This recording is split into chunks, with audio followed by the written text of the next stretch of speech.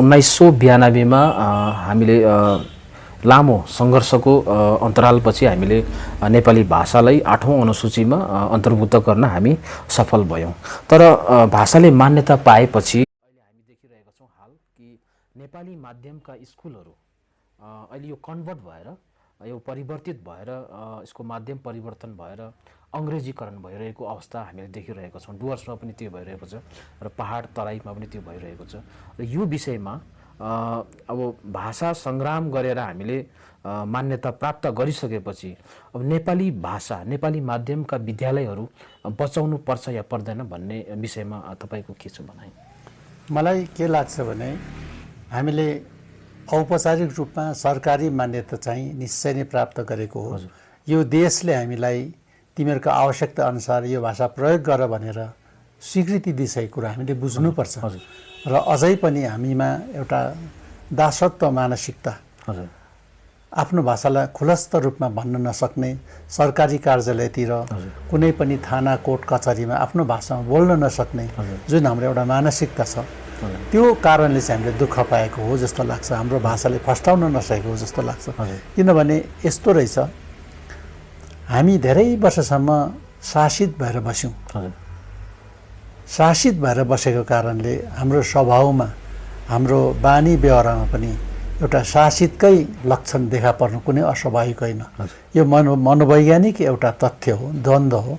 अब हामीले सरकारी मान्यता, देशले तिमीहरूले नेपाली भाषामा बोल्न सक्छौ भनिसकेपछि हामीले कुरा बुझेर यो हाम्रो भाषामा थाना कोर्ट कचहरी जहीँ पनि बोल्न सक्नुपर्छ।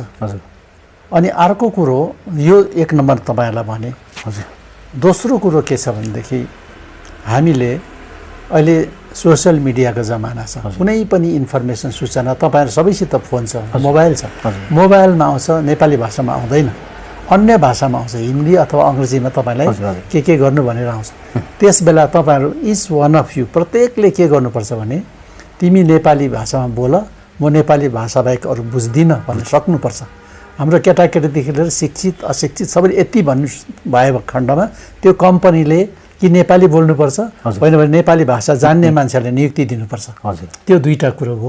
अनि तेस्रो कुरो चाहिँ के छ भने हामीले जबसम्म नेपाली भाषालाई रोजगारको भाषा बनाउन सक्दैनौँ, इम्प्लोइमेन्टको भाषा बनाउन सक्दैनौँ, तबसम्म हामीले यो कष्ट भोग्नै पर्छ। इम्प्लोइमेन्टको भाषा बनाउनु सक्नुपर्छ भनेको चाहिँ के हो?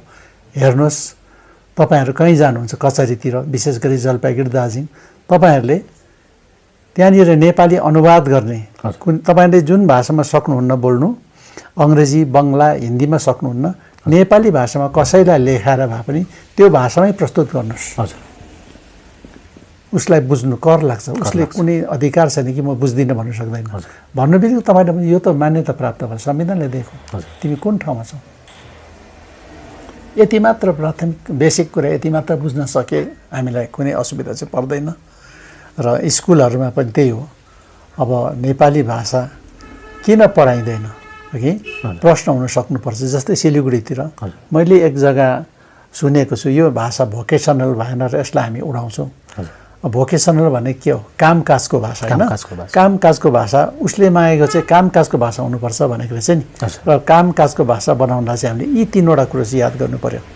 एउटा जति पनि यो सोशल मिडियाबाट आएको बेला भन्नु सक्नु थियो, either you speak in Nepali, म नेपाली बाहेक अरू केही पनि जान्दिनँ, आफ्नो भाषालाई माया गरे, त्यति जान्नुहुन्छ तपाईँ त त्यति भनिदिनुहोस्। त्यसको इम्प्याक्ट कहाँ पुग्छ, त्यसको प्रभाव कहाँ हुन्छ, त्यो एउटा कुरो। अर्को चाहिँ थाना कोर्ट कचहरी जब जान्छ नेपालीमा लेखेर दिनुहोस्। अगाडि एकजना वीरबहादुर ठकुरी भन्ने एकजना भाइ हुनुहुन्थ्यो, कलेजमा नेपाली भाषाले मान्यता पाएको थिएन, उसले नेपाली भाषामा लेखेर पोलिटिकल साइन्स दियो। ऊ फेल भएपछि, फेल पनि भएन, पास पनि भएन, हेल्ड अप रिजल्ट। जब मैं स्टुडेन्ट युनियनहरु खोजिनिधि गर्दा पछि त्यो नेपाली भाषामा लेखिएको उसको पेपर कन्सिडर गरेर ऊ पास भयो। र त्यो हु बेल्स द क्याट भन्ने कुरा यहाँनिर। बिरालोले मुसा खाँदैछ, त्यो बिरालोको घाँटीमा घन्टी बाँधौँ भन्ने हामी सल्लाह चाहिँ गर्छौँ सेमिनारतिर, सभातिर, भाषा दिवसतिर। कसले चाहिँ गएर बान्ने? कोही त हुनु पर्यो नि, एकजना हुनु पर्यो जसले चाहिँ आफूले स्याक्री गर्नु पर्यो, बान्नु जान्नु पर्यो। एकपल्ट घाँटीमा बेल लगाइदिएपछि चाहिँ त्यो बिरालो आफ्नो हो। र हाम्रो अवस्था चाहिँ त्यो संदिग्ध अवस्थामा रहिरहेको छ। मलाई त्यो लाग्यो क्या नेपाली भाषा। र अर्को प्रश्न तपाईँलाई यो गर्न चाहन्छु कि नेपाली साहित्यमा कृतिहरूको विमोचन अहिले यो कोरोना कालमा पनि भर्चुअल माध्यमबाट अथवा सामाजिक सञ्जाल मार्फत विमोचन भइरहेको छ। अर्थात् कृतिहरू त निस्किरहेको छ, तर त्यसलाई अध्ययन गर्ने, त्यसलाई पढ्ने पाठकहरू हामीले पाइरहेका छैनौँ। र तपाईँलाई म यो प्रश्न गरिरहेको छु कि डुवर्समा एउटा संस्थाले पुस्तकालय, ग्रामीण पुस्तकालय स्थापना गर्ने जमर्को गरिरहेको छ। यो पुस्तकालयले यो जुन चाहिँ अध्ययन गर्ने जुन संस्कृति जुन हराउँदै गइरहेको छ, त्यो अध्ययन संस्कृतिलाई कति फेरि स्थापित गर्न चाहन्छ अथवा यसलाई फेरि पुनर्जीवित गर्छ, त्यो अलिकति बताइदिनुहोस् न।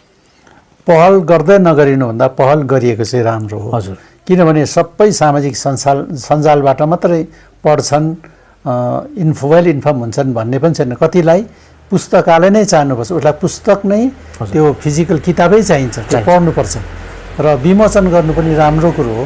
र विमोचनमा हामी पुस्तक बारे चर्चा भन्दाखेरि पनि त्यो विशेष गरी एङ्कर जसले एनाउन्स गर्छ, अनि त्यो लेखक जसले किताब लेखे उसको व्यक्तिगत जीवनीमाथि चाहिँ केन्द्रित हुन्छौँ। त्योभन्दा चाहिँ किताबमाथि केन्द्रित हुनुपर्छ।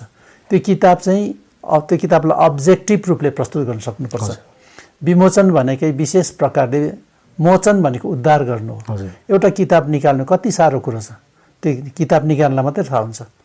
अनि किताब भनेको चाहिँ मान्छेको जीवनको एउटा सपना हो। त्यो सपनालाई रियालिटीमा, विपनामा परिणत गर्दा जुन खुसी लाग्छ नि, त्यो खुसी चाहिँ त्यो सबैलाई लाग्ने कुरो होइन। जसले खटेर मिहिनेत गरेर किताब निकाल्छ उसैलाई थाहा हुन्छ। र विशेष गरी बी भनेको एउटा अव्यय शब्द हो।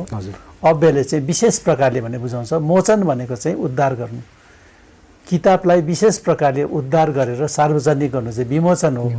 र यसमा व्यक्तिको भन्दा पुस्तकको चर्चा हुनुपर्छ। त्यो मञ्चको डेकोरेसन भन्दाखेरि चाहिँ पुस्तक चाहिँ के छ, पुस्तकमा चाहिँ के छ, त्यो विषयमा चर्चा परिचर्चा हुनुपर्छ। अहिले त लाइक गर्ने, कमेन्ट गर्ने त्यतिमै सकिगयो नि। लाइक गर्ने संस्कार हाम्रो बढ्नुपर्छ। कमेन्ट गर्ने संस्कार, लाइक होइन कमेन्ट गर्ने संस्कार, त्यो संस्कारमा चाहिँ वृद्धि हुनुपर्छ। तपाईँहरूले जब अब लाइकली टु यो भाषा दिवसमा तपाईँहरूले जुन एउटा पुस्तकालयको के अरे विमोचन गर्दै हुनुहुन्छ, उद्घाटन गर्दै हुनुहुन्छ, त्यति बेला चाहिँ तपाईँहरूको प्रत्येककै हामीले त्यही भन्नुपर्छ। तपाईँहरू हाम्रो अनुहार हेर्नु, यो डेकोरेसन हेर्नु आउनुभएको भने किताबको लागि बुक लभर भएर आउनुभयो, किताब केन्द्रित हुनुहोस्।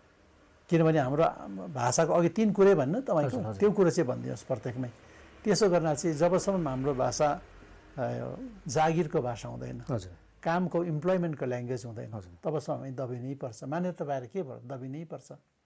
जबसम्म के अरे सोसियल मिडियाले यसलाई मान्यता दिँदैन, दबिनै पर्छ। यो कुरोमा चाहिँ हामी सचेत हुनुपर्छ कि जस्तो मेरो शुद्ध विचार छ। एकसाथ मान्यता प्राप्त गर्ने मणिपुरी, कोङ्कणी र नेपाली भाषा हो निश्चय नै। तर धेरैले कोङ्कणी, मणिपुरी र नेपाली भाषामा लेखिने साहित्यलाई तुलनात्मक अध्ययन गरेर हेरेका छन् जस्तो मलाई लाग्दैन। र हामी कहाँ पुग्यौँ, कहाँनिर हामी चुक्यौँ, हामीले कति प्रगति गऱ्यौँ, कति गर्न सकेका छैनौँ, त्यसको अन्दाज लाउनको निम्ति हामीले आफूसँगै बसेका छिमेकीहरूलाई त हेर्नै पर्ने हुन्छ। त्यो छिमेकी भाषामा कतिसम्म प्रगति भयो, हामीले कहाँनिर गर्न चुकेका छैनौँ, त्यो चाहिँ हामीले हेर्नुपर्ने हुन्छ। एउटा सैद्धान्तिक कुरो यो छ। अर्को चाहिँ व्यावहारिक कुरो चाहिँ के छ भनेदेखि हामीले पुस्तक प्रकाशन र प्रकाशित पुस्तकहरूको स्तरीयताबाट पनि यी जुन अहिले मैले यहाँ भने कोङ्कणी र मणिपुरी भाषामा प्रकाशित पुस्तकहरूको जुन स्तरीयता छ र हाम्रो नेपाली भाषामा प्रकाशित पुस्तकहरूको जुन स्तरीयता छ साहित्यमा, त्यसलाई पनि तुलनात्मक अध्ययन गरेर हेर्नुपर्छ। यसरी मैले हेरेको छु र मैले त यी 3वटा भाषाको साहित्यको एउटा सेमिनार पनि गर्ने आयोजना कसैको छु, जमर्को लिएको छु। सम्भवत त्यो सेमिनार हामीले धेरै पर्खिनु पर्दैन, साहित्य अकादमीको आयोजनमा हुन्छ नै। मणिपुरीमा अहिलेसम्म के कसो भए, कोङ्कणीमा के कसो भए, हाम्रोमा के कसो भए, तिनैजनाले तिनै प्रकारको आफ्नो प्रस्तुत गर्नुपर्ने हुन्छ। त्यसबाट हामीलाई लाग्छ हामी धेरै पछाडि परेका छैनौँ। कतिवटा विषयमा हामी उहाँहरूभन्दा अघि छौँ, कतिवटा विषयमा हामीभन्दा उहाँहरू अघि हुनुहुन्छ। र भाषा साहित्यप्रतिको जुन दायित्व छ त्यो दायित्वलाई दायित्व निरपेक्ष भएर होइन, दायित्व सापेक्ष भएर हामीले ग्रहण गर्नुपर्ने हुन्छ। र हामीमा चाहिँ दायित्व निरपेक्षताको भाव कतै कतै हामी देख्छौँ। यो अन्तर्कलह हामी देख्छौँ। पहिला भाषा मान्यताको समय पनि अन्तर्कलह घरभित्रको एकाअर्कामा भनाभैरी र मान्यता पाइसकेपछि पनि अझै पनि यो भएन त्यो भएन भन्ने झिना गुनासाहरू घरभित्रका कलहहरू हामी देख्छौँ। यस्तोले हामीलाई कमजोर तुल्याउँछ अनि जनमानसमा यसको प्रतिकूल प्रभाव पनि पर्छ। र हामीले एक भएर भारत जस्तो भाषाको महासमुद्रमा पौरनको निम्ति हामीले सानोभन्दा सानो पनि त्रुटिलाई बेलामै निराकरण गर्नुपर्ने हुन्छ। नत्र भने त्यही त्रुटि पछि कालान्तरमा विराट एउटा असफलताको चिन्ह भएर पनि रहन सक्छ। र यहाँले जुन भन्नुभयो हामी चुकेका छौँ कि छैनौँ, अनि अन्य भाषा साहित्य सरह हामी छौँ कि छैनौँ। अब हाम्रा साहित्यकार, कवि, लेखकहरू सर्वभारतीय स्तरका कुनै पनि समारोहमा, सेमिनारमा, परिसंवादमा उपस्थित हुन्छन्। उहाँहरूलाई अब नेपाली भाषाको परिचय दिइरहनु पर्दैन। एक समय थियो नेपाली भाषा भन्नु बित्तिकै अन्य कुराको त्यहाँ प्रचार कहाँबाट हो, यो नेपाली भाषा कहाँको के, अब त्यो छैन। परिचय सङ्कटको जुन एउटा सीमा हो त्यो हामीले पार गरिसकेका छौँ। अब हामीले काम मात्रै गर्नुपर्छ। मलाई त लाग्छ सही ढङ्गले काम गर्यो भने मान्छेको व्यक्तिको आत्मविश्वास बढ्छ। लेभल अफ कन्फिडेन्स, आत्मविश्वासको तह अर्कै हुन्छ। आत्मविश्वासको तह बढेपछि उसलाई कसैको डर लाग्दैन। जहाँ जे सोधोस् ऊ तत्पर भएर त्यसको प्रतिवाद गर्न, त्यसको जवाब दिन ऊ प्रस्तुत हुन्छ। र यो अवस्थामा हामी पुगेका छौँ। धेरै अघि भाषाले मान्यता प्राप्त गर्न अघि हाम्रा साहित्यिक विधाहरूमा महाकाव्यको अभाव थियो, समालोचनाको अभाव थियो, प्रबन्ध काव्यको अभाव थियो, नियात्राको ट्राभल लको अभाव थियो। तर ती अभावहरू क्रमश हट्दै गएर कति ठाउँमा त हामीले सर्वभारतीय स्तरका अन्य भाषाहरू भन्दा पनि अघि नै पो काम गरिसकेका रहेछौँ। जस्तै उदाहरण एउटा भन्छु, हामीलाई थाहा थिएन धेरै अघिसम्म नियात्रा लेखन, ट्राभल लग भन्छ नि, नियात्रा लेखनमा त हामी धेरै अघि रहेछौँ। 1913मै हाम्रो नियात्राको पुस्तक प्रकाशित भइसकेको रहेछ। हिन्दी साहित्यमा चन्द्रधर शर्मा गुलेरी, उहाँको सर्वप्रसिद्ध एउटा कथा छ उसने कहा था। त्यसमाथि अहिले 40वटा भन्दा बेसी फिल्म बनियो। त्यो उसने कहा था भन्ने जुन कथा छ, युद्ध कथा हो, वियोगान्त कथा हो। त्यो कथा छापिएको थियो 1916मा। तर 1916 भन्दा अघि नै हामीले त के अरे रतन सिंह गुरुङको आउटपोस्टको कथा भने पनि प्रकाशित गरिसकेका रहेछौँ। चाल नपाएर, थाहा नभएर, अनुसन्धानको अभावमा हामीले चाहिँ हाम्रो चिज प्रस्तुत गर्न सक्यो, अरूलाई महान ठान्दा रहेछौँ।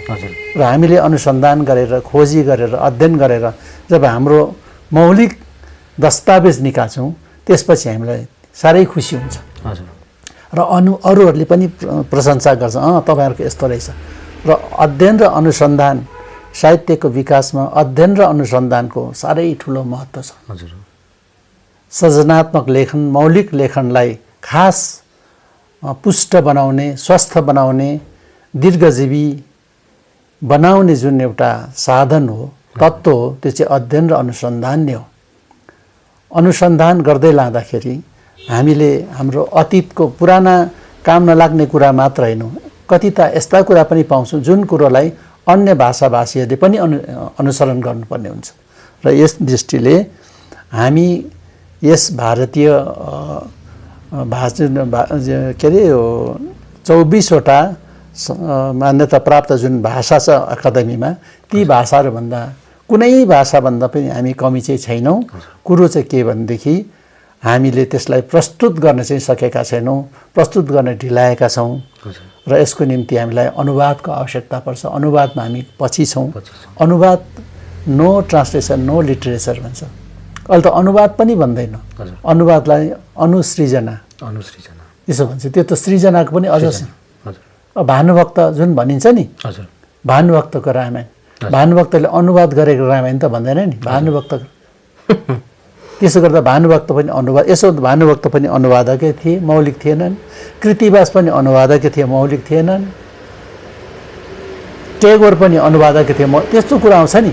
तर उनीहरूले आफ्नो व्यक्तित्व आफ्नो भाषामा यस्तो कमान्ड यस्तो अधिकार राखेर अनुवाद गरे त्यसलाई अनुवाद भन्न सक्दैन, मौलिक भन्छ। यो चाहिँ हामीले याद गर्नुपर्ने कुरो हो जस्तो लाग्छ मलाई। सरले एकदमै स्पष्टसँगले यहाँ कुरा राखिसक्नु भएको छ कि राष्ट्रिय मूलधारमा हाम्रो नेपाली साहित्य पनि अन्य साहित्यको तुलनामा, अन्य भाषाको तुलनामा कुम दाँजेर हिँड्न सक्ने अवस्थामा छ अहिले वर्तमान स्थितिमा भन्ने कुरो उहाँले एकदमै स्पष्टको साथमा हामीलाई यहाँ राखिसक्नु भएको छ। नेपाली साहित्यले पनि एउटा अवस्थान, एउटा जुन स्ट्याटस बनाइसकेको कुरो हामीले थाहा पायौँ। अहिले हामीसँग डाक्टर जीवन नाम्दुङ सर हुनुहुन्छ। उहाँले अहिलेसम्म 50वटा मौलिक कृतिहरू उहाँले लेखिसक्नु भएको छ भने 24वटा कृतिहरू अनुवाद र सम्पादन गरिसक्नु भएको छ।